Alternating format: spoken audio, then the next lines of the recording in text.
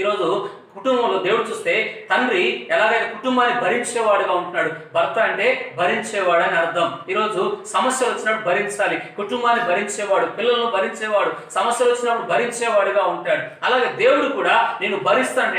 ఎప్పుడు భరిస్తావయ్యా ప్రభు మనం అడిగితే ఆయన అనుదినం భరిస్తానంటున్నాడు. ఈరోజు నేను భరించేవాళ్ళు కొన్నిసార్లు భర్తను భార్య భరించలేకపోతుంది. శ్రమలు వచ్చినప్పుడు, ఆపదలు, కుటుంబ భార్య భర్తల సమస్యలు వచ్చినప్పుడు భార్య భర్తను భరించక, భార్యను భర్త భరించక ఒకరినొకరు భరించలేని పరిస్థితిలో ఉంటున్నారు. నేను ఇంతకాలం ఏమైంది వివాహం చేసుకొని నేను భరించలేకపోతున్నా అంటాడు భర్త. అలాగే భార్య కూడా అంటది, ఎంతకాలం అండి నేను భరించాలా, ఎన్ని రోజులు నేను భరించాలా, నేను భరించలేకపోతున్నా అంటున్నాడు. భార్య చూసినా భర్త చూసినా ఈ రోజులో అనేక సమస్యలు వచ్చినప్పుడు, కుటుంబాల సమస్యలు వచ్చినప్పుడు ఒకరినొకరు భరించుకోలేని పరిస్థితిలో, కొన్నిసార్లు ఈ పిల్లల్ని భరించలేకపోతున్నాను, సమస్యలు భరించలేకపోతున్నాను, ఈ శ్రమలు నేను భరించలేకపోతున్నాను, ఈ ఆపదలు భరించలేకపోతున్నాను.